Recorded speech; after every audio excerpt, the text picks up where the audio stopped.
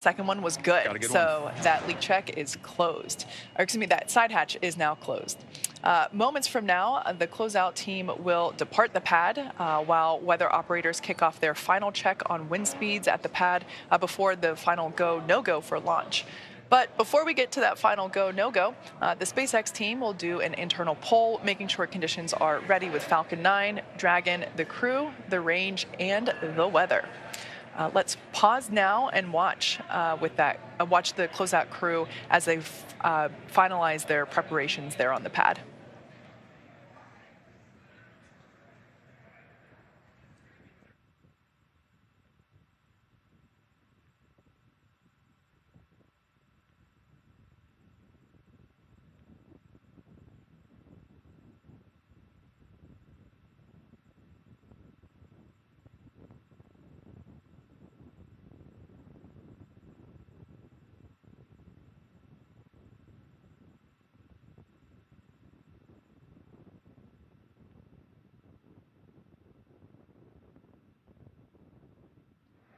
As you can see, the crew there on the right-hand side of your screen continuing to wait another 57 minutes until we lift off from pad 39A, which you can see there on the left-hand side of your screen.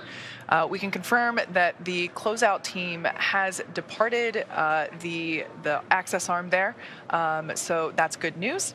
Now, as the countdown continues, let's take a moment to get reacquainted with our crew today. So the AX-1 mission is commanded by retired NASA astronaut Michael Lopez Alegria, a Spanish-American who was born in Madrid, Spain, and is also called Mission Viejo, California, as well as Boston, Massachusetts home. Michael is a U.S. Navy captain and has flown 3 times aboard the space shuttle and once aboard Soyuz, so he has quite a bit of flight pedigree. He has conducted 10 spacewalks in his career, accumulating 67 hours and 40 minutes total in the vacuum of space. Both of these landmarks are NASA records. In 2021, he was inducted into the Astronaut Hall of Fame. You might hear us call him MLA a few times around here, so if you like acronyms, here's a new one for you. The pilot for AX-1 is Larry Connor from Dayton, Ohio. Larry is an entrepreneur, nonprofit activist, investor. He's won aerobatic flying competitions and has summited both Mount Kilimanjaro and Mount Rainier. Through AX-1, he'll become the first private pilot to reach the ISS. He'll also become the first human to reach Dragon both... SpaceX, you are go for section 6 of 4.100. When ready, report go for launch. That's in work, SpaceX. All right, so just some back and forth with SpaceX core Arthur Burial and the crew, continuing to work through our procedures. Ultimately, next check will be to make sure that the crew inside Dragon Endeavour are go for launch. Yeah. Back to our pilot, Larry Connor. As I said, he will also become the first human to reach both the deepest ocean depths and enter the bounds of outer space within 1 year. That's just crazy to me. Larry has been actively involved with the Mayo Clinic and the Cleveland Clinic for many years, helping to understand the effects of aging. This mission will add a new dimension. Go for launch.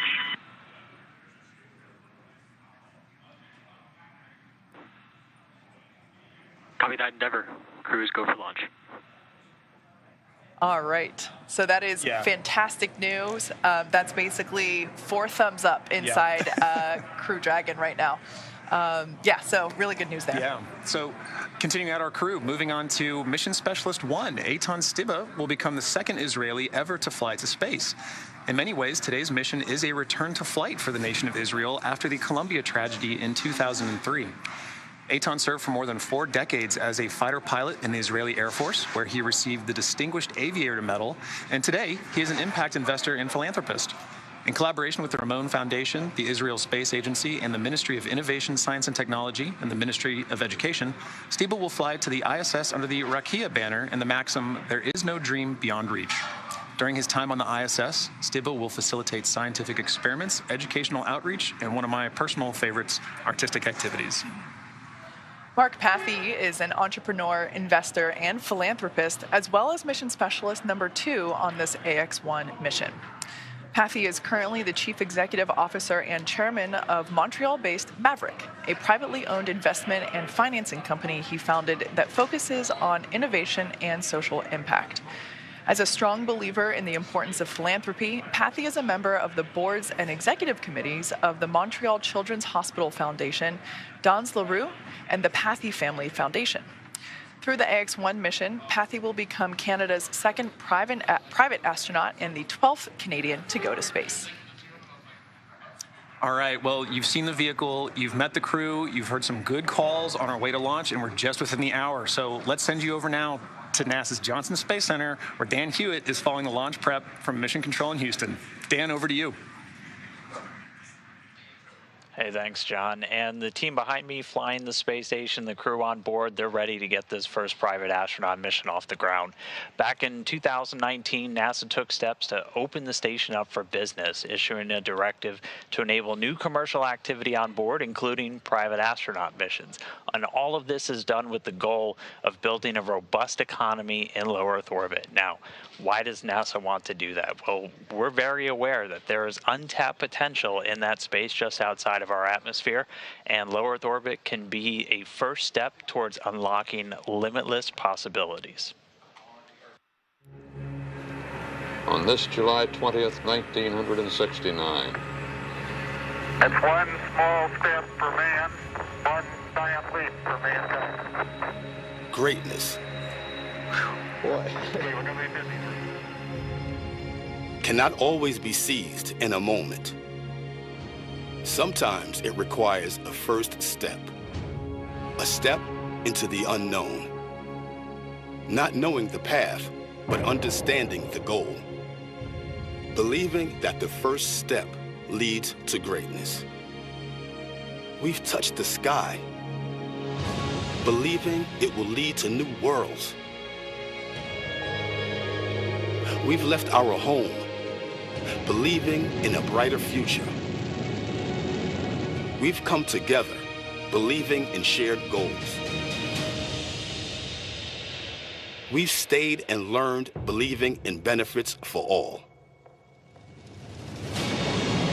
We take the first step time and time again because we've witnessed its benefits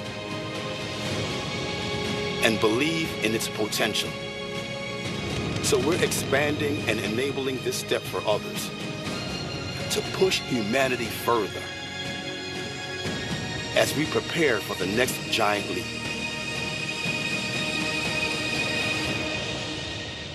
We'll always need this first step. We're here to stay. And now is the time to join us.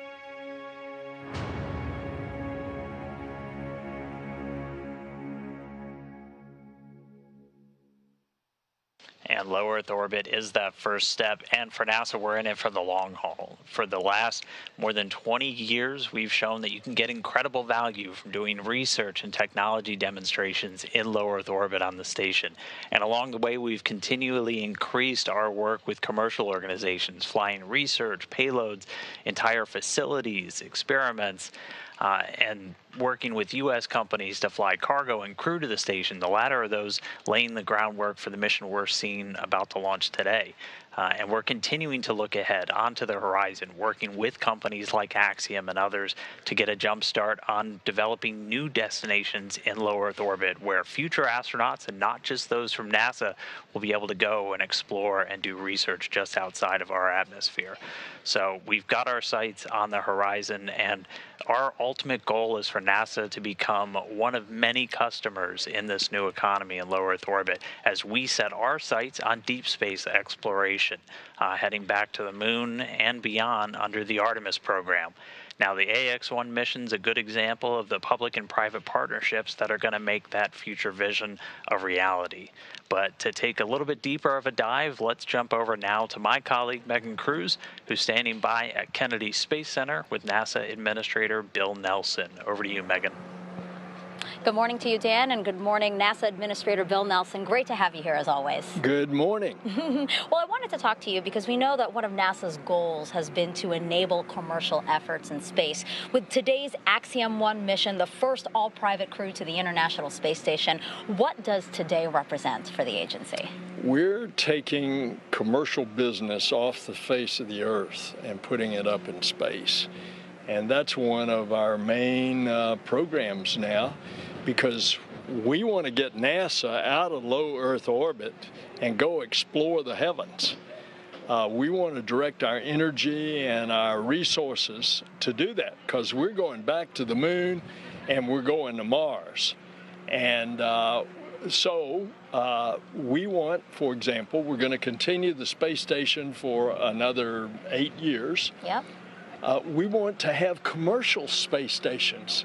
NASA wants to become the ability to lease space on a commercial space station instead of having the responsibility of the space station. Yeah, let's talk a little bit more about that, because I know that we've seen success with commercial cargo missions, commercial crew missions.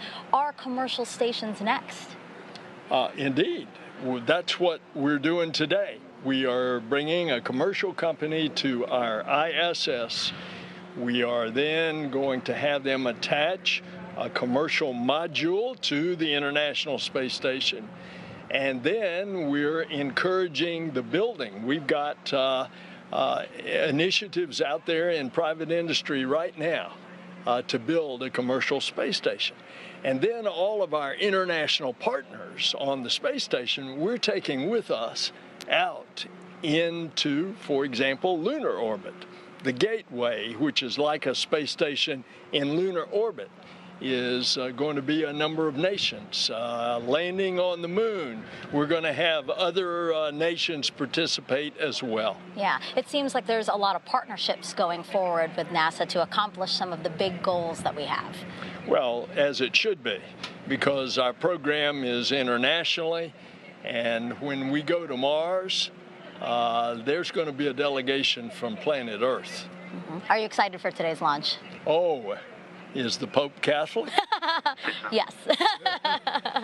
Well, thank you so much, Administrator. I really appreciate you being here, and I hope you enjoyed today's launch. Thanks a lot. All right, back to you guys at Hawthorne. We're at T-minus 46 minutes, 10 seconds. We've just heard from the SpaceX launch director. Brief the CE or LD, and they will approve aborting the countdown.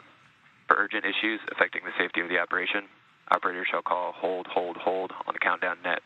Launch control will abort the launch auto sequence and immediately proceed into launch abort. At T-minus 10 seconds, launch control will be hands-off and relying on automated abort criteria for the remainder of the count. Operators advise the launch director whether structural breakup or fire is imminent occurring per Dragon manual escape flight rules. For those operators in firing group 4, in the event of a fire alarm, key operators noted in 57.83 will remain at their post while the alarm is evaluated. In the event that personnel safety is threatened, evacuate to the south-facing emergency exit, which leads directly outside.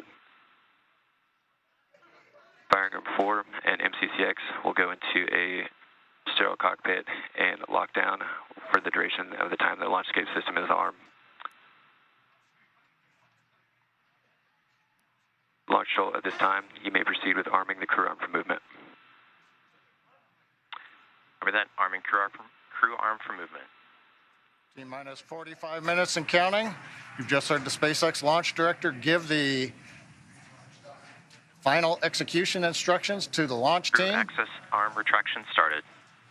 We're ready for propellant load. That'll begin in about 10 minutes. Before that, we've got crew access arm to retract happening now, and then arming of the launch escape system. Everything continues to look good for an on-time launch of Falcon 9 with Axiom 1 mission.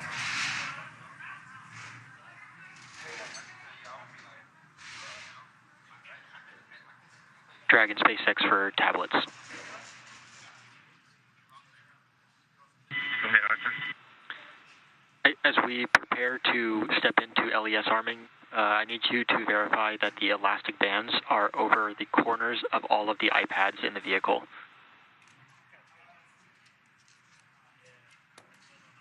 Roger, stand by.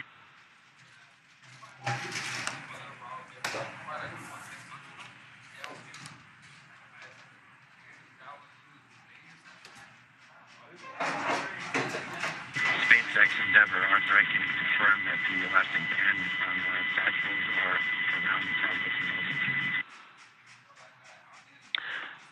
All right, copy that. Thank you, MLA. And for awareness, that last call came in pretty quiet, so if you could speak up on the upcoming calls, that'd be great. Thanks.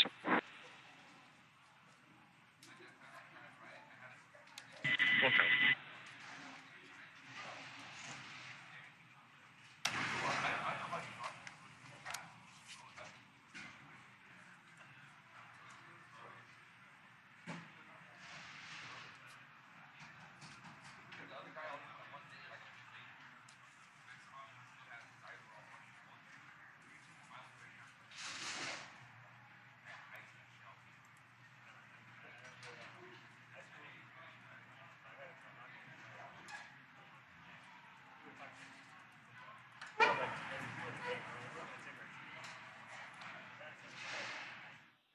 Okay, we'll give you an update here. Inside of 43 minutes, crew access arm has retracted from the Dragon spacecraft. Next up, we've got launch escape system arming. And then at T-minus 45 minutes, or T-minus 35 minutes, we'll begin loading propellant onto the Falcon 9. So right now, Falcon 9's go, Dragons go. Weather looks good, and the range areas are also cleared for launch. So Kate, John, everything is looking good.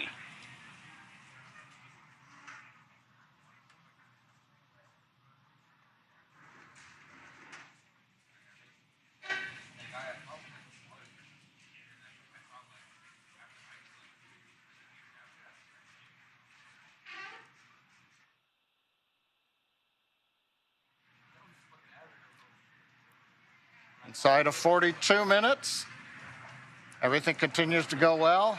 Waiting now for launch escape system arming.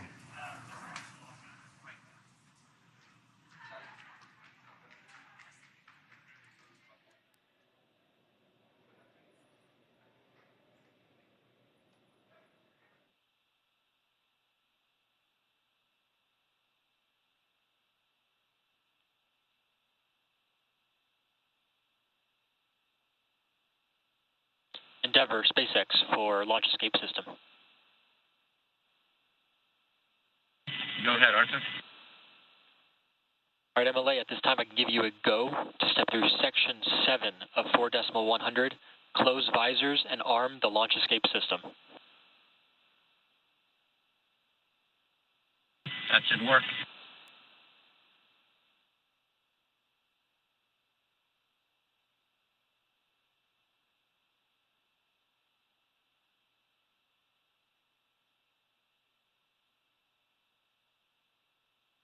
SpaceX Endeavour, visors are closed. We are arming the launch escape system.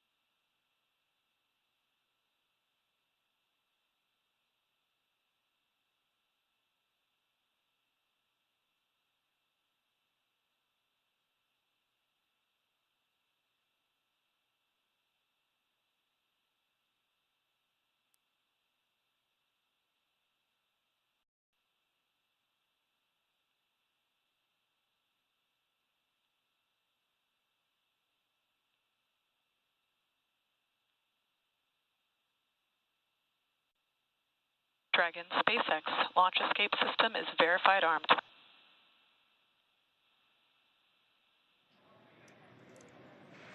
Copy, SpaceX. All right, there you heard it. The launch escape system is now armed. You can see there the crew in their seats with the visors down. Launch escape system, is the first of its kind escape system. It provides escape capability all the way to orbit. It's a really important function to have. Obviously, no intention of using it today, but that's what those call-outs were there back and forth that we just heard. Right, and as we heard earlier too from Administrator Bill Nelson, the importance of low Earth orbit. So speaking of just how valuable low Earth orbit is, the crew of AX-1 will be conducting a tremendous amount of science over the course of their 8 days on board the ISS. And not only does that include 25 Axiom-managed studies, but it also includes the Axiom crew participating in efforts that extend far beyond this mission. Some of those we actually looked at earlier. One of these broader studies is a series of health monitoring tests before and after the flight. A few days ago, I was able to connect with Dr. Emmanuel Riqueta to talk about the ongoing research this crew will participate in on behalf of the Translation Research Institute for Space Health, also known as TRISH. Here's our conversation. Dr. Riqueta, welcome. It is wonderful to get to talk to you. Please introduce yourself and tell us, what is TRISH? Absolutely. My name is Emmanuel Riqueta, and I'm the Chief Medical Officer at the Translational Research Institute for Space Health. And I'm also faculty at Baylor College of Medicine in Houston, Texas. The Translational Research Institute for Space Health, or TRISH, we're partners to the Human Research Program at NASA. And one of our main goals is to find and fund new disruptive research that is high risk but potentially high reward, with the end goal of keep humans healthy both in space and on Earth. And we have been working with commercial spaceflight missions since last year, and Axiom 1 is our 4th commercial spaceflight mission. That's really fascinating. Can you tell us a little bit more about your primary areas of focus or what you're studying on this mission? Yeah, so TRISH focuses mainly on the high priority areas of human spaceflight research. And I would say the 3 highest priority areas are radiation, behavioral issues that come from being isolated and confined in space. And the third one is how your body changes while you're in a different gravity field, either a zero-G environment like in space, or during different gravity fields when you are in the moon or Mars. Okay, interesting. So what kind of systems or hardware are you working with specifically to capture this data? For this mission, the hardware that we're using is absolutely optimized to provide, number one, the highest quality data, while being still easy to use, easy to implement, and being the lowest burden to the astronauts. So to collect all of this data, for example, vision changes, we have been using a small device, is roughly the size of a shoebox that you can see here. I have this here with me. So this is basically like having an optometrist on a box. Basically, the only thing that you have to do is just grab it, put it on your eyes, look at an object that is roughly 6 feet away from you, and after a few seconds, you get a prescription of your glasses as right here. So as I was saying, if there's any changes on astronauts during these missions, we'll be able to see how that changes with this device. We're also looking, I was mentioning, at behavioral changes, how being in an isolated and confined environment has any behavioral aspects. And for this one, we have been using a small tablet like this one, also to test the sensory motor adaptation, the balance disorders, and the space motion sickness. We're using a device like this. And for each of the crew members, we have a set of hardware like this, and it fits. The 4 sets of hardware fits on a medium-sized suitcase, so it is really easy to move wherever it needs to go for launch and landing. That's wonderful. So, what are some of the intended outcomes or goals of the research you're doing? Yeah, so some of the outcomes, and one of the main applications, number one for spaceflight that we want to get from this research, is that short duration missions like Axiom 1 are very, very relevant in the context of Artemis missions. When we go back to the moon, the first missions are going to be roughly the same duration as Axiom 1. So anything new that we learn from these missions is going to be absolutely valuable. Really, every new piece of data that we collect in spaceflight could potentially solve and be that last piece of the puzzle that we're looking to complete what we need to know. Well, Dr. Riqueta, thank you so much for speaking with us today. We wish you the best of luck. It is my pleasure. Thank you. All right, we are about 30 minutes out from launch of the historic AX-1 mission. It has taken an enormous effort from an incredibly dedicated and hardworking team to get to this moment. And that team wanted to take an opportunity to wish the crew of AX-1 well and Godspeed.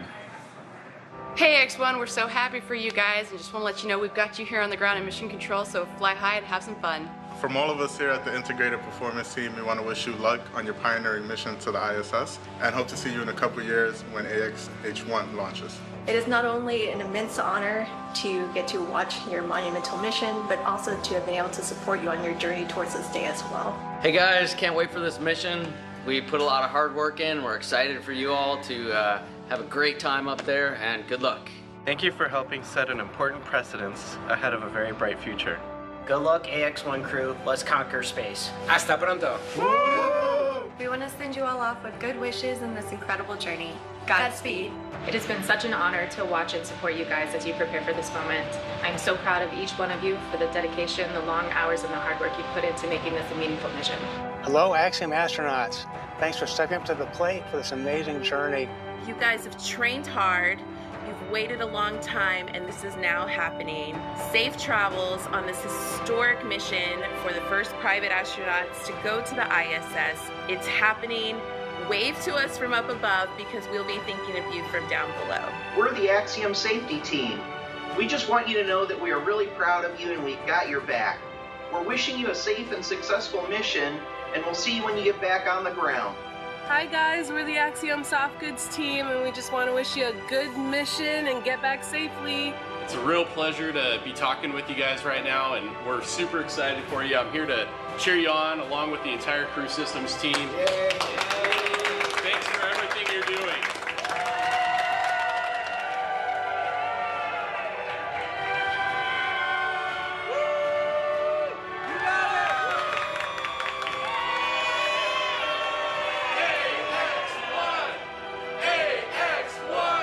I wish you all the very best, the greatest of success, and the most fun and the most challenging, interesting thing in your life.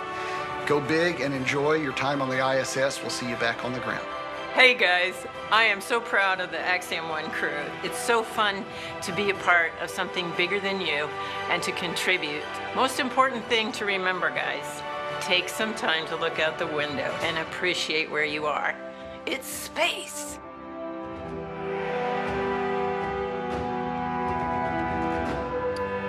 We're T-minus 31 minutes and 40 seconds, counting down to the first all-private astronaut mission to the International Space Station. A few minutes ago, Falcon 9 propellant loading began on time at T-minus 35 minutes. RP-1 fuel loading is underway on both the first and second stages. Liquid oxygen loading is underway on the first stage. Now we'll finish up fuel loading on the second stage at about T-minus 20 minutes. Doesn't take very long. And then we'll begin loading liquid oxygen on the second stage at about T-minus 16.5 minutes. We'll continue propellant loading on Falcon 9 up until about T-minus 2 minutes. Now, speaking of propellants, the Dragon spacecraft was loaded with its propellants about a week and a half ago, just a few miles down the road from the launch site at what we call Dragonland. In order to fly, Dragon needs a fuel and an oxidizer. Start of stage 1 cryohelium loading. For the fuel, we use monomethylhydrazine, or MMH, and nitrogen tetroxide, or NTO, for oxidizer. Now together, these propellants feed the Draco engines that will maneuver Dragon on orbit, changing its attitude, raising its orbit to get to the space station. But that propellant also serves a second purpose, and that would be to use in the 8 Super Draco engines that would power the launch escape system in an escape scenario. But right now on pad 39A, nice view of Falcon 9 with Dragon there. You can see the crew access arm has retracted away from the Dragon spacecraft. The 4-person crew is inside Dragon right now. The launch escape system is armed. Propellant is going into the Falcon 9. So since we are at this stage with the launch escape system armed, that means the 8 Super Draco engines inside the Crew Dragon are ready, if needed, to launch the capsule away from the Falcon 9 rocket in an instant, should there be any kind of emergency associated with the rocket or the pad.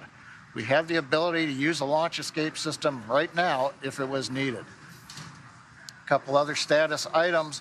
Weather, as you can see, looks good. Probability of violating the launch commit criteria is less than 10%. The only thing we're watching is wind gusts, but we believe, having seen the wind for the last several hours, Everything continues to look good. That should not be an issue. Weather is also good in the Atlantic Ocean should we need to use a launch escape splashdown site for the Dragon capsule. We've also got upper altitude winds we've been checking out. Balloons have been released by the range here recently. We continue to look good for upper altitudes as Falcon 9 flies through the periods of maximum dynamic pressure. And finally, on the range, of course, we have cleared the danger areas, the hazard, the caution areas. Everybody's out of there except the 4-person crew up in the Dragon capsule, very top of the rocket you can see in the picture. So coming up, T-minus 28 minutes, 30 seconds, everything continuing to look good on Falcon 9 with Dragon for the Axiom 1 mission. Let's take a moment now to get acquainted with the vehicles that you see there on your screen. That's a live view of Falcon 9 with Dragon, our spacecraft on top. Falcon 9 rocket is a rocket, Falcon 9 rocket with the Dragon spacecraft on top. Together stands about 215 feet, which is almost 30 feet taller than the Leaning Tower of Pisa in Italy, which is 183 feet. Falcon 9 is a reusable 2-stage liquid-fueled rocket, which means that it's kind of like 2 rockets in one, the first stage and the second stage. Very cool. So talking a bit about that first stage. The first stage is the bottom 2/3 of the vehicle that you see there. Has that nice patina. It's been reused a little bit. It's covered in soot from a previous mission. That first stage is responsible for accelerating Falcon and Dragon through the Earth's atmosphere and into space. To do that, it has 9 Merlin engines at the bottom of that first stage. Prior to liftoff, the Falcon 9 first stage is loaded up with nearly 1 million pounds of fuel and liquid oxygen. And the Merlin engines on the first stage are optimized for sea level. These achieve 190,000 pounds of thrust during ascent and descent. The first stage accelerates the vehicle through the Earth's atmosphere into space and then separates the rest of the rocket at about 2.5 minutes into flight. From there, the first stage will do what no other orbital-class rocket in the world can do. It'll make its way back to Earth and target a landing on our drone ship, a shortfall of gravitas, which you see there on your screen. The seas look great. The blue skies, I don't think it could be any more picture perfect. No, it's like a desktop right there, I think. Our drone ships are essentially autonomous, powered spaceports that allow our rocket to land over the ocean. For reference, our drone ships are equivalent to the size of a football field. So while it may have looked kind of small on your screen, they're actually pretty ginormous in real life. It's got to be to hold a rocket, right? As mentioned previously, Falcon 9 is a 2-stage rocket. It's 2 rockets in one. Above the first stage is the second stage. Now, the second stage has a single Merlin vacuum, or MVAC, engine, which ignites after the first stage separates. Cryo-helium loading.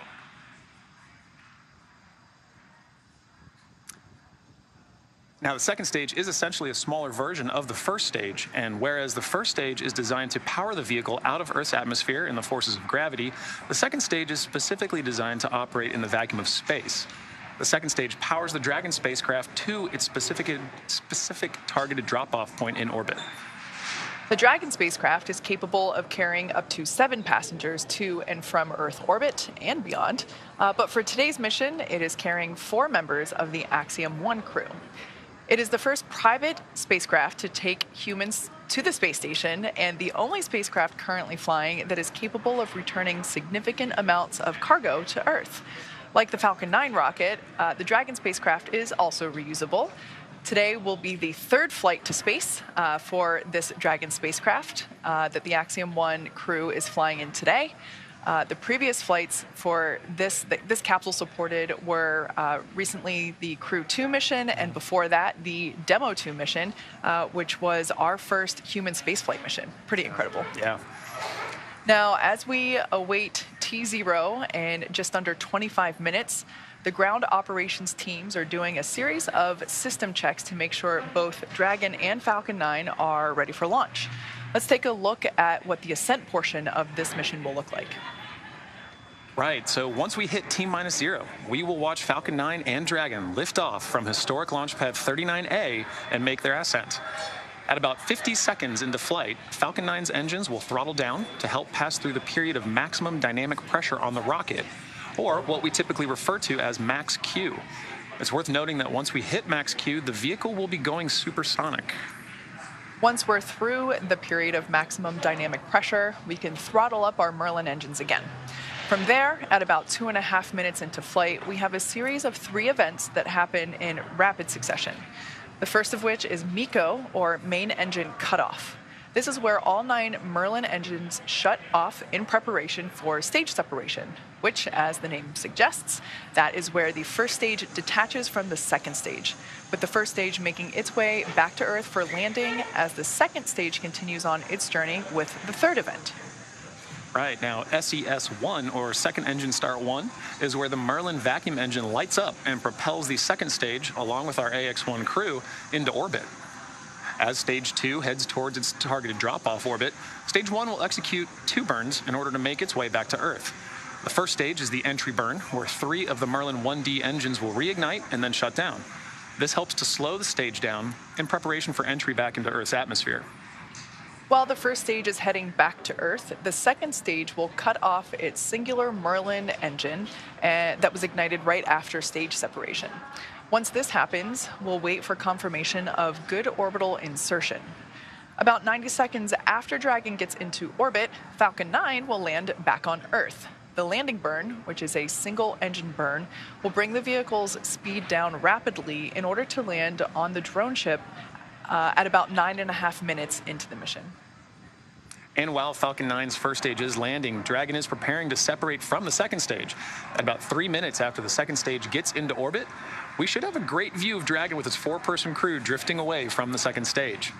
Now, once Dragon is a short distance away, it will begin checking out its Draco maneuvering thrusters to make sure Dragon continues to increase separation distance from the second stage. And lastly, the Nosecone deploy sequence will initiate just before T+12 minutes and finish around T+15 minutes. And this sequence will expose Dragon's docking mechanism in advance of its arrival at the International Space Station. So, as you can tell, it's a pretty jam-packed 12 minutes. Yeah, pay attention. Pay close attention to what you're listening to. Don't blink. With all of that in mind, let's head back over to Dan Hewitt for an update from the ISS team over at Johnson Space Center. Dan? Hey, thanks, Kate. Now, inside the room, the International Space Station Flight Control Room, Flight Director Scott Stover is leading the teams right now. But just about 4 hours ago, NASA Flight Director Diane Daly gave a go on behalf of the combined ISS team to the SpaceX mission director, just saying that ISS, or the space station, was go for launch. Now, to get there, we've got a list of flight rules, basically just guidelines for all of the major systems we have to make sure are functioning on board station before we can give a go to launch another crew up there. So we're looking at everything from those core critical command and control computers, verifying we have a good communication path through our tracking and data relay satellites, ensuring that the atmosphere, all of the life support systems on board are functioning, even the mechanical systems like the docking port where this mission is headed. So we're expecting today's flight to be about a 20.5-hour journey from launch to docking, with the Crew Dragon Endeavour headed towards the Node 2 Zenith. That's the space-facing port on the top of Node 2, the Harmony module on board the station. And once they get there, they're going to get welcomed by the Expedition 67 crew, which is made up of 7 individuals right now, 4 from our SpaceX through Crew 3 mission with 3 NASA astronauts and 1 ESA European astronaut, and they're joined by 3 cosmonauts that just arrived on station about 2 weeks ago. Now, so it's going to take them about 20.5 hours to get there. That docking right now is targeted for 11:45 GMT on Saturday. That's 6:45 a.m. here in Houston, 4:45 for the teams over in Hawthorne. And so once they get there, they'll be able to get out of their suits on board the Dragon spacecraft, while the team on board station moves into what's known as the hatch operations. Station Commander Tom Marchand is going to be pressurizing that small area between Dragon and the station hatches, and we expect it to be a little under 2 hours from docking to hatch open, and then we'll welcome the AX-1 crew on board the space station. So a lot to come with that 20.5-hour journey, but all that's going to start with a launch. So I'll send it back over to Hawthorne as we get into the final phases of the countdown. Back over to you, John.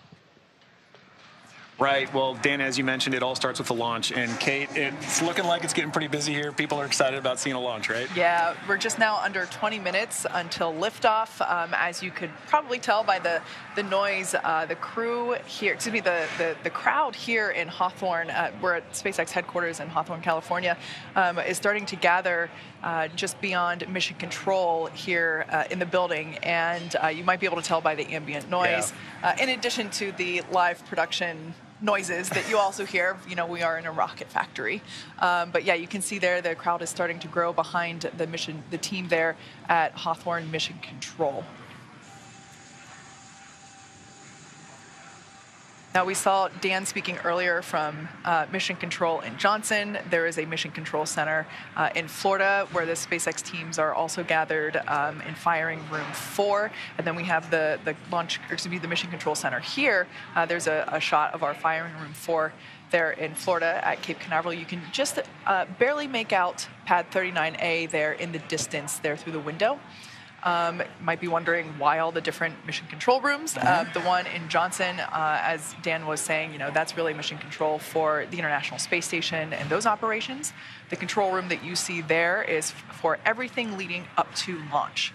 As soon as Falcon 9 lifts off, responsibility and control transfers to Mission Control Center here in Hawthorne.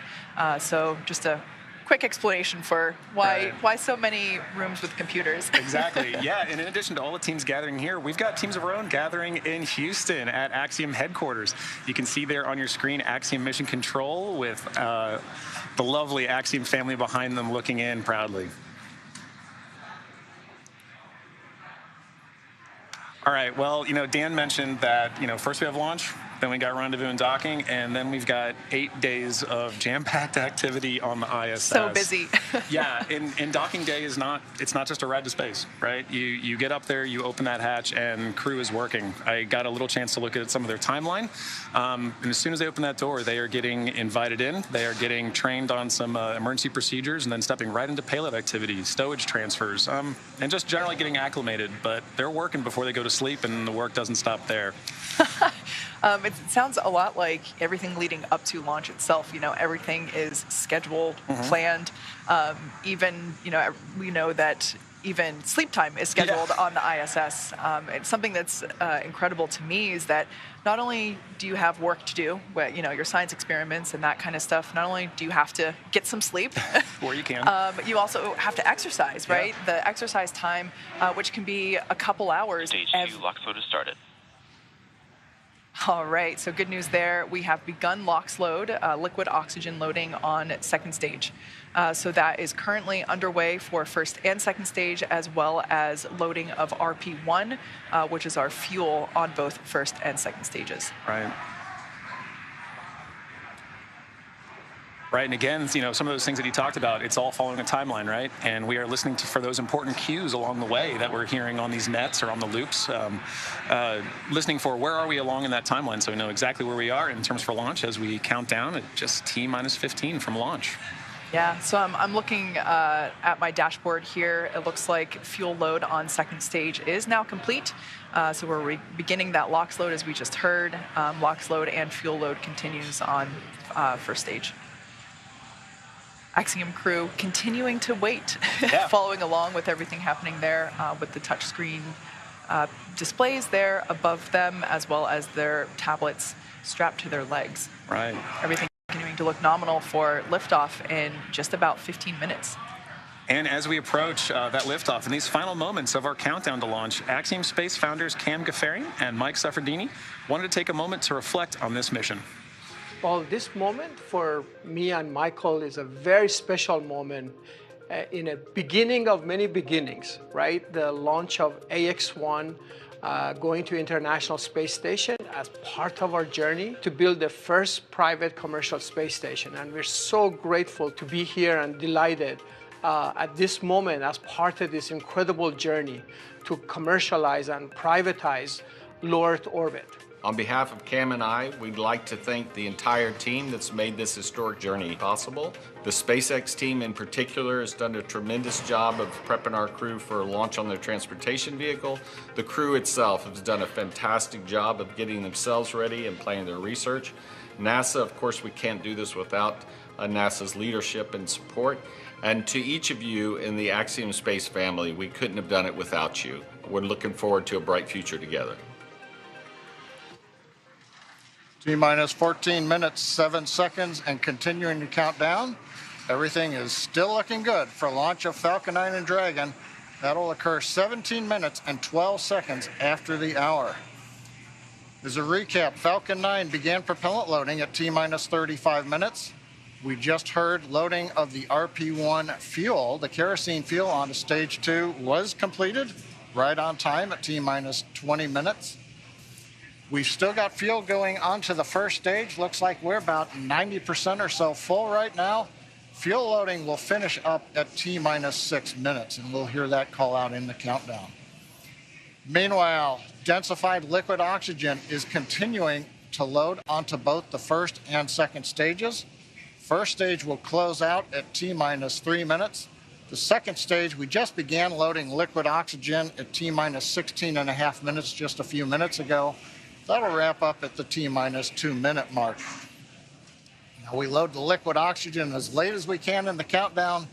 It's densified, that means it's ultra cold, well below the boiling point of liquid oxygen. That lets us put as much as we can on the vehicle for performance, and getting it on board the vehicle just before liftoff means it won't warm up, where you start to lose the ability to put liquid oxygen onto the stages, into the tank.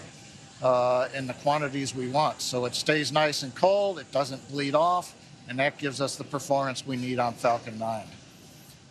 Continuing on, Falcon 9, checkouts of the thrust vector controllers, what we call TVC wiggles, you may hear that term, they're coming up. We're also going to be doing throttle valve checkouts on the Merlin engines. That helps control the power of the engines as we go through flight. For example, you hear a throttle down or throttle up as we prepare for the period of maximum dynamic pressure. As we come up on the 12-minute mark, the range continues to be go. Roadblocks are up, all the hazard areas are clear. Airspace, sea space is good. The weather is go. Beautiful shots you can see here, blue skies. I'm looking forward to some great views from the cameras as we head into space. And then finally on the Dragon side, the Dragon mission director and team, they're reporting no issues. We've done the communication checkouts with the crew. You can see the crew access arm has retracted into the launch position. You can see Dragon now with the strung back of the transport erector, and the umbilical is going to Dragon alongside of it. We've also armed the launch escape system, and obviously the crew is strapped in the Dragon capsule and they're ready to go. Final instructions of the crew will come in about 1.5 minutes at T-minus 10. We'll listen to that. The crew displays will be configured for launch, and that setup will give the crew insight into how the launch is proceeding, and it provides constant updates on vehicle health. The T-minus 5 minutes will be in the terminal count for Dragon. Dragon will transition to internal power, going to its onboard batteries and off of the external ground power.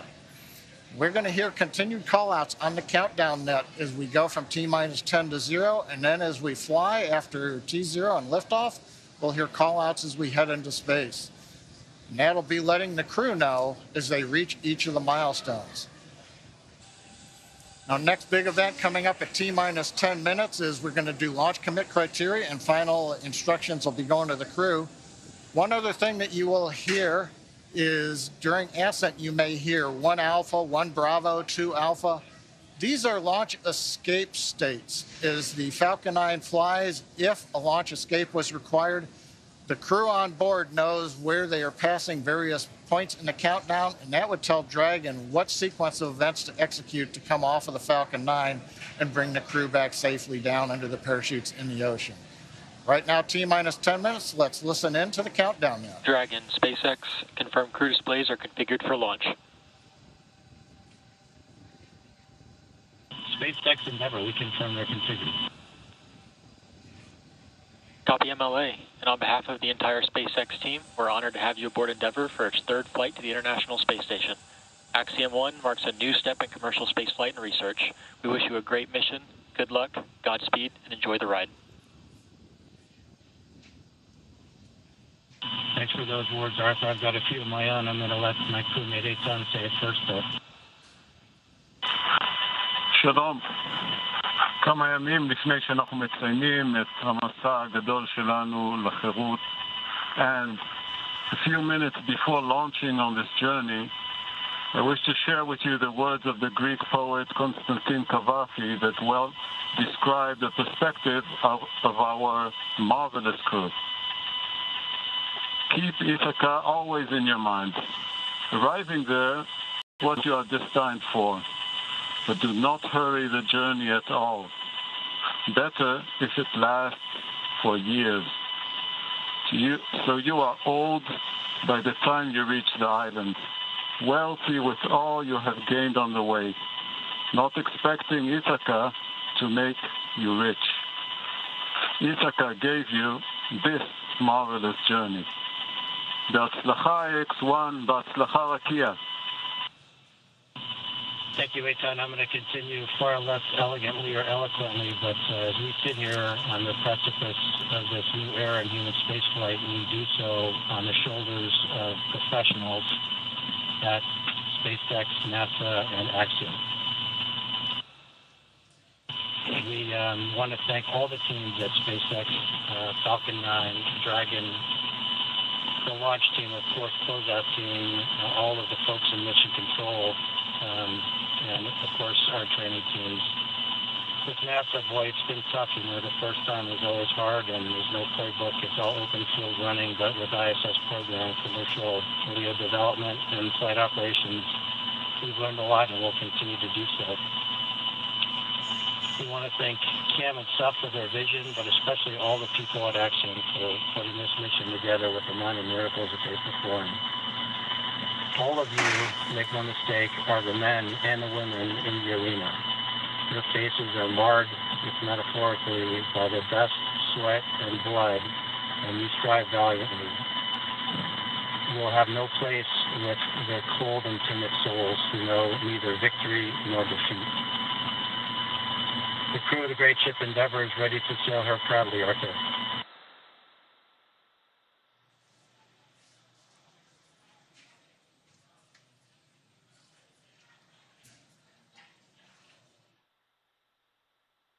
Some heartfelt words there. Stage 1 engine chill has started. All right, so there was the call that we have begun to chill the engines on the first stage. So what we're doing right now is flowing a little bit of the super chilled liquid oxygen through the turbo pumps on those M1D engines. There's 9 of them at the base of the first stage. And that's essentially bringing them down to the temperature of that super chilled liquid oxygen to prevent any thermal shock to the hardware. Just before that call, some really heartfelt words from Commander MLA and Mission Specialist Eitan Stiba. Really love hearing that commentary. Stage 1 RP load is complete.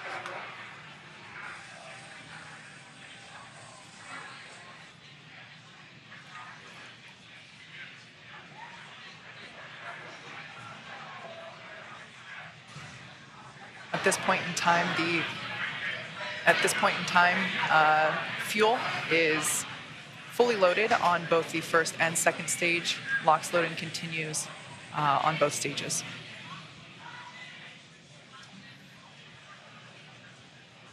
Coming up on 5.5 minutes. Kate's let us know that we've got the fuel load complete. Next is coming up. We're T-minus 5 minutes. Dragon will be transitioning configuration for terminal count and going on its internal battery power. Everything continues to look good as we're counting down.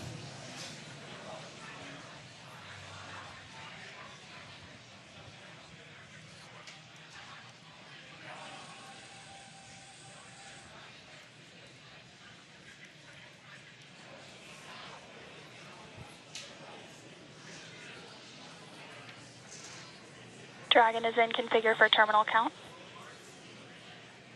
Falcon 9 tanks are pressing for strong back retracts.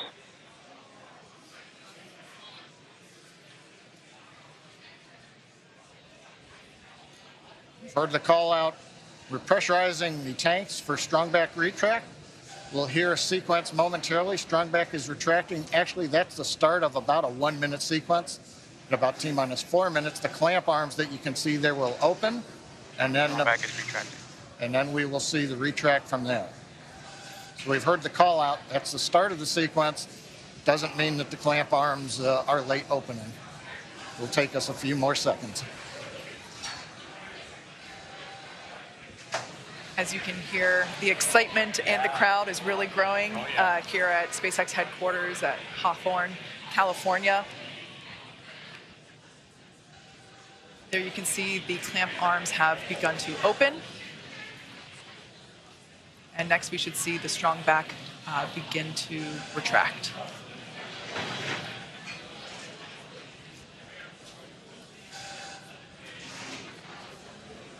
This structure is what we basically use to transport the fully integrated vehicle to and from the hangar to the launch pad.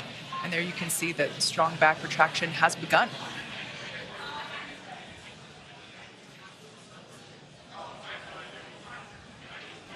Everything continued to look nominal as we're now under 3.5 minutes until launch.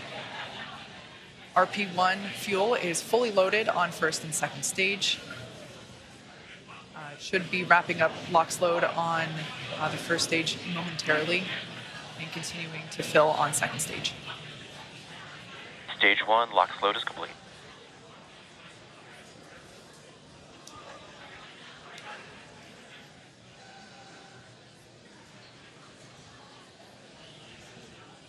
We're under 3 minutes until liftoff of the Axiom 1 mission. Dragon is in terminal count and is on internal power. All right, there we heard that Dragon is on internal power. As I was saying, we're getting close. The crowds are growing. The excitement is palpable. You can see there on the left-hand side of your screen, mission control here in Hawthorne, California, just behind where John and I are. And then on the right-hand side, that looks like Axiom mission control. That looks like Axiom mission control in Houston, Texas. Everybody's waving and saying, hey.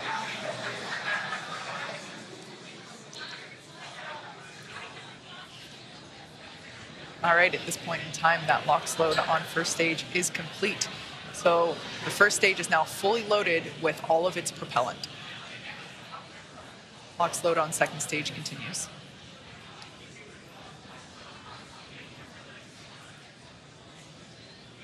As we've mentioned before. Stage 2, LOX load is complete. All right, so there's that call. At this point in time, Falcon 9 Dragon is in auto idle. Dragon is fully loaded with all of its propellants, nearly 1 million pounds of that propellant. Next event coming up gas closeout has started. Expect right now, venting. the gas closeouts. We finished pressurizing the storage tanks on board the Falcon 9. They gave the crew the heads up, and they hear some loud venting noises. We're also going to vent down the liquid oxygen line that carried the LOX up to the second stage. Generates a typical large white cloud of condensation around the strong back. Big event coming up now, T-minus 1 minute, all the flight computers take over. Let's listen in to the last minute of terminal count. FTS is armed, Falcon 9 is in startup, and now controlling. Dragon is in countdown.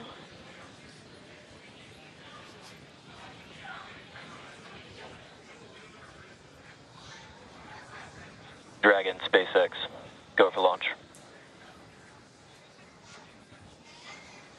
SpaceX Endeavour, we acknowledge, go for launch.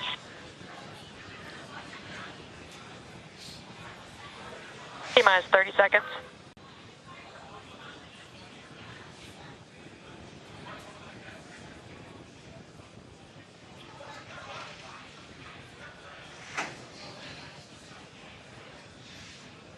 T-minus 15 seconds.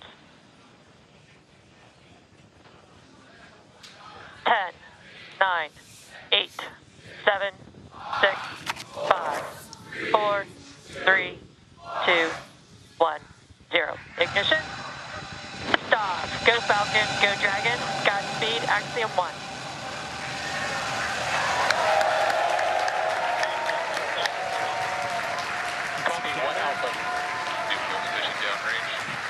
It's a Together, a new chapter begins. Godspeed, AX-1. Stage 1 propulsion is nominal.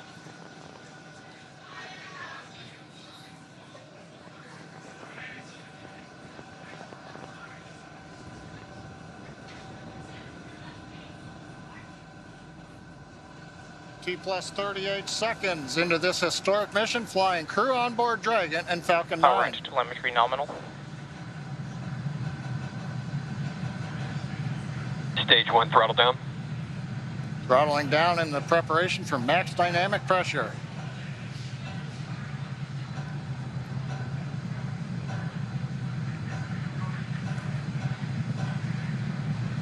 Falcon 9 is supersonic.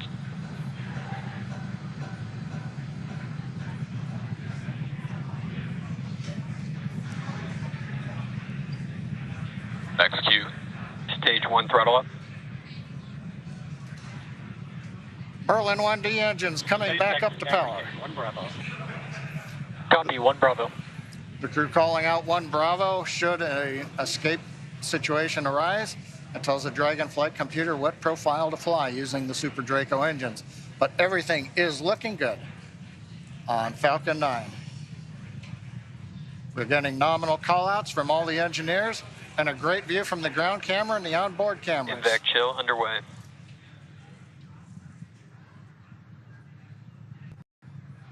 Beginning to chill in the second stage turbo pump in preparation for its ignition coming up in just over half a minute from now. Coming up on about 3.5 G's acceleration for the crew. We'll begin throttling down the Merlin engines to hold that level of acceleration.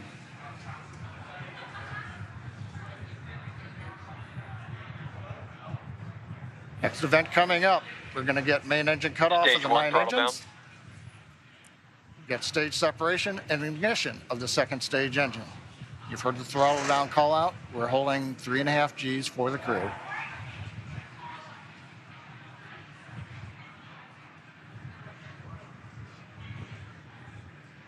And Miko.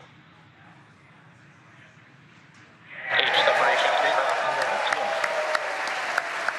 Copy 2 Alpha. Back ignition.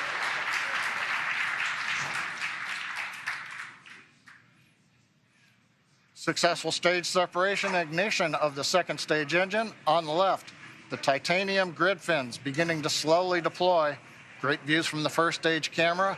The first stage now begins a slow flip maneuver. You can see the white nitrogen gas plumes as we reorient for an entry back through the Earth's atmosphere a little bit later in the plus count.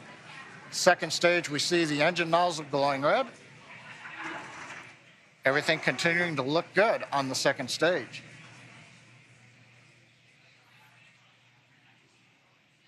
We should be hearing call-outs coming up to the crew here shortly on how the trajectory is looking.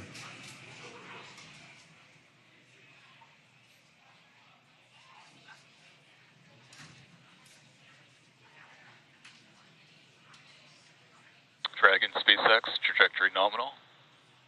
It's what we like to hear. Acquisition of signal, Bermuda. AOS Bermuda, acquisition of signal. The Bermuda tracking station now getting telemetry from the second stage of the Falcon 9 with the Dragon on top. T plus 4 minutes, 10 seconds. Everything continues to be nominal. First stage coasting to apogee, and then it will come back down for landing on the drone ship. Second stage partway through its lengthy burn to get the crew into orbit. So Kate, 4.5 minutes in, everything continues to look good. What a absolutely picture-perfect liftoff. We've got a live view of the crew inside Dragon Endeavour. Looks like everyone is still pretty comfy. As John had said earlier, we got Dragon, SpaceX, trajectory nominal. All right, good call out there that trajectory is nominal. Endeavour, we copy. As John mentioned, we got to about 3.5 G's there. Acquisition of signal, New Hampshire. On the left-hand side of your screen, we can see the first stage as it is making its way back down to Earth It's targeting a landing on our drone ship, a shortfall of Gravitas, which is parked a couple hundred miles off the coast of Florida out in the Atlantic Ocean. Second stage on the right-hand side, everything continues to be nominal there, as the MVAC engine is powering the second stage and Dragon Endeavor to its targeted drop-off orbit.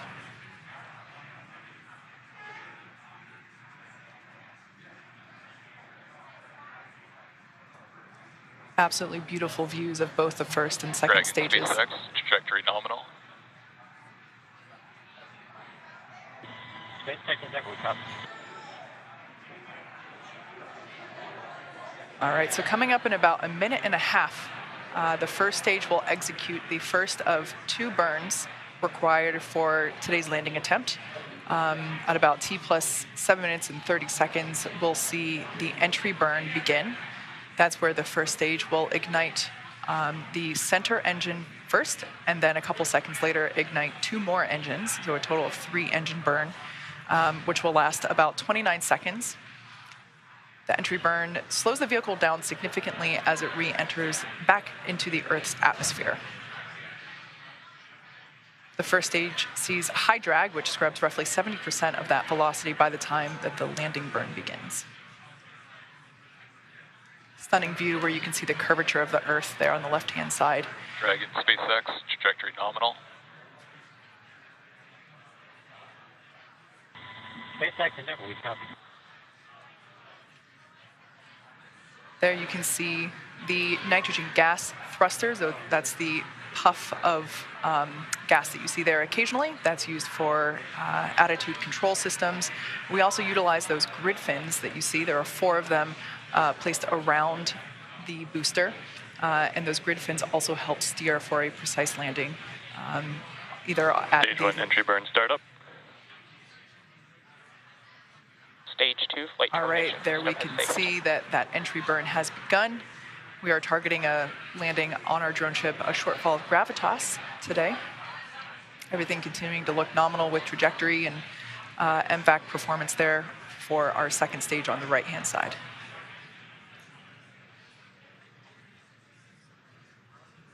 So we are conducting the entry burn. Previously, the booster was... Stage 1 entry burn shut down. That entry burn helps slow the booster down. It was going about 25 times the speed of sound. So we slow it down as it re-enters the dense part of the Earth's atmosphere.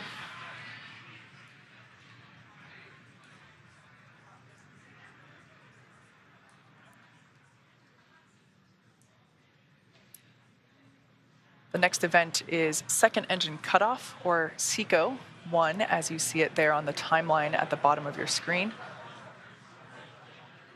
Stage 2 internal guidance. That's where we shut down the MVAC engine, or second engine cutoff. Copy, Shannon. Stage 1 transonic.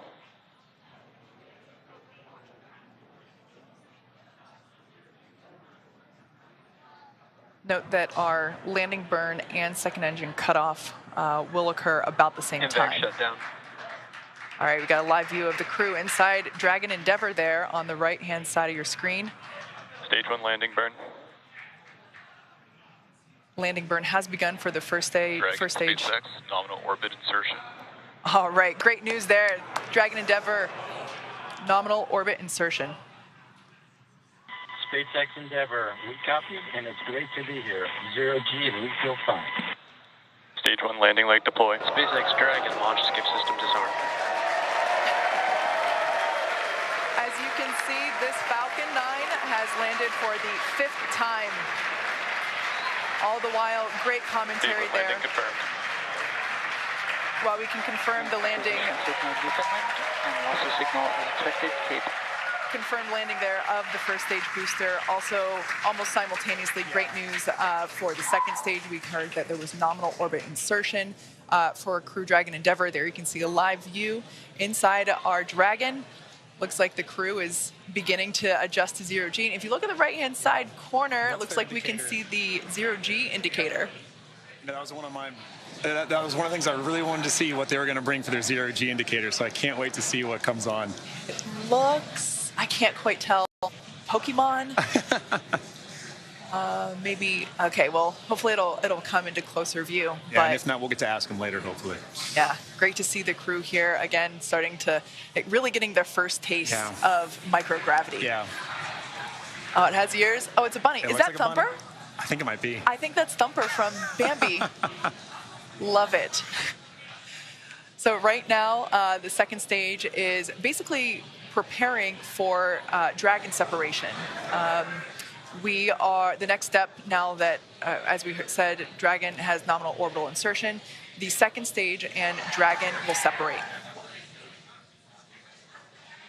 Views there of our MVAC engine now shut off, no longer glowing that lovely shade of orange.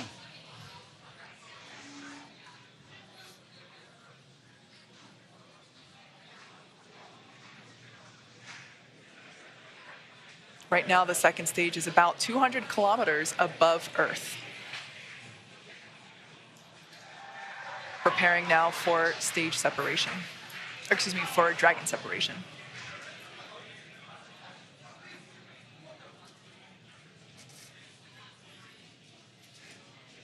For those of you that have just recently joined us, we had an on-time liftoff of the Axiom 1 crew. They are now in space and coming up to separation from second stage, at which point they will then begin to make their journey, continue their journey to the International Space Station.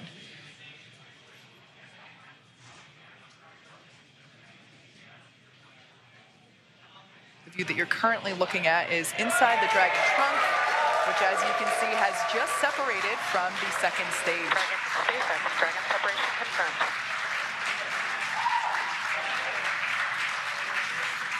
On behalf of the Falcon 9 team, welcome to space. Thanks for flying Falcon 9. You guys enjoy your trip to that wonderful space station in the sky. Do some great research for us. We'll look to see you back here underground. Now stand by for some words from LD.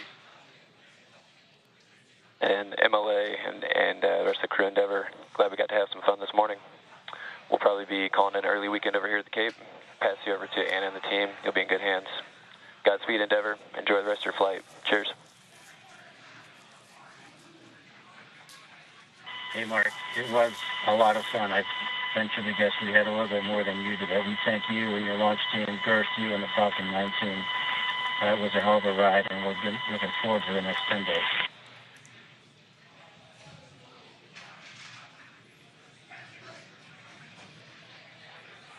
All right, some nice words there from a couple of key folks.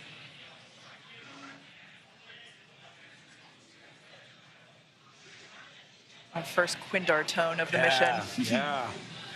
I queued up right when I heard that. There we can expected loss of signal, Bermuda and New Hampshire. There we can see Dragon Endeavor on its way to the International Space Station. It has separated. There's a view Dragon inside. SpaceX, we had nominal dehumidifier activation and service section Draco checkouts.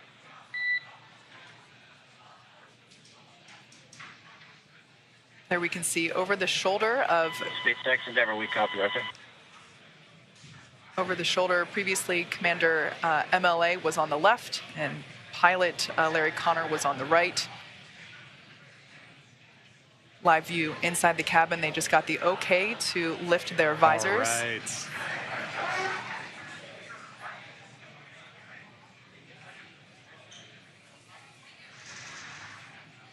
All right. So we can see that everyone is in space. Yeah. We can see that zero-G indicator floating around. Great view there of Dragon Endeavor. Now in space with the Axiom 1 crew on their way to the International Space Station. Yeah, I mean, this is a day of firsts. You know, this is my first time getting to participate in a launch like this. This is a first for Axiom. I mean, this is a first for spaceflight. And it's just wonderful to see such a picture perfect launch. It really was. We saw the landing and we saw orbital or zero-G insertion at the same time. I mean, that was perfect. Yeah. It was wonderful to see. All right, well, as I just said, today's launch is one for the history books. So to punctuate this milestone that NASA and commercial companies are able to achieve together, we go now to Kennedy Space Center, where Megan Cruz is with NASA's Kathy Leaders. I'm here right now with the Associate Administrator of NASA's Space Operations Mission Director. It's so great to have you here, Kathy. What did you think of the launch? Oh my gosh, it's always like, you know, right in the bottom of my throat. I'm holding, can't breathe. Yes. But what a beautiful, beautiful sight. Yeah. So good to see it. I want to tell everybody working Artemis 1 wet dress, we're off the range. We're off the range for Axiom 1, and we can get moving. But you always want to hear the engine cut off. You always want to hear that second stage engine's lighting. You always want to hear, you know, each of these stages, and we need to just keep carefully working through the different steps to get that crew there to the International Space Station safely. Yeah. What does Axiom 1 represent? Axiom 1 and also future private astronaut missions to the International Space Station. Hey, you know, NASA's original goal was to enable commercial industry. That was actually in our original Space Act agreement. And so here we are, you know, 60 years later, enabling that through our missions. And so I just feel like this is a culmination of 60 years of work for us. And here we are once again getting to see, and for the first time getting to have commercial, you know, private astronauts going to the International Space Station, and they'll get to see what our government, what they're calling professional astronauts doing their real work, but then also getting to do their work too. And it's another place where learning to peacefully work in space, I think, is moving us forward. Yeah, so important. And you know, we just watched Axiom 1 lift off from that launch pad right there behind us. In a couple of weeks, we're going to see Crew 4 launch from that same launch pad. And then just right next to it, Pad 39B, we have NASA's brand new space launch system. Can you recall a busier time we've had here at the Space Coast? And how is Kennedy Space Center managing its new role as this multi-user spaceport? So I think somebody else, Bob Cabana had this dream of a multi-user spaceport here. So I think he should be very, very proud of his KSE team, and Janet Petro and her team are obviously leading the way right now, because this is not easy to do. It's not easy to go make sure all these people have all the capabilities, and are obviously working with our Air Force sister agency there too, and making sure that all these launches get supported in a seamless way. Just an amazing job. Yeah, a lot of juggling that has to happen. Yep. So, you know, I just talked about SLS. We are looking forward to the moon with that launch later this year. You know, why is it still so important to maintain a presence in low Earth orbit when we're looking towards the moon now? Because we still don't have everything figured out how to do things yet for the moon and Mars.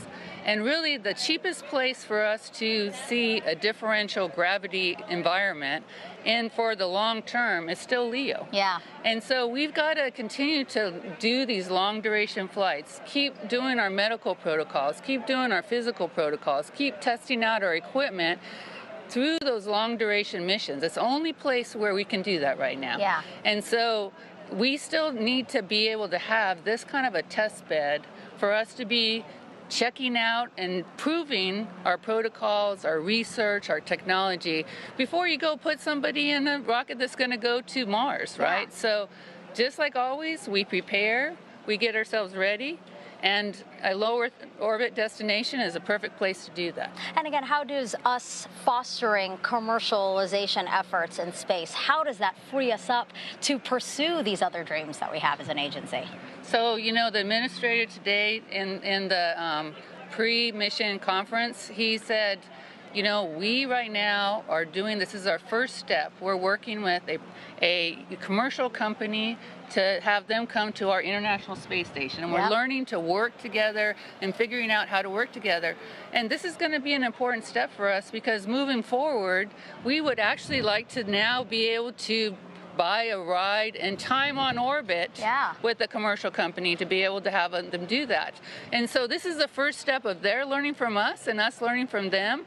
And then in the future, you know, we're going to have space station for another 8 years, but we would like by the early 2030s for us to be flipping the roles and have our professional astronauts going up and checking and doing and focusing on the research and technology we need for exploration, but allowing commercial providers to be doing the hard work of maintaining the laboratory. Kathy, what an exciting future. I'm looking forward to seeing it, and thank you again for being here. Thank you. All right, back to you, Dan.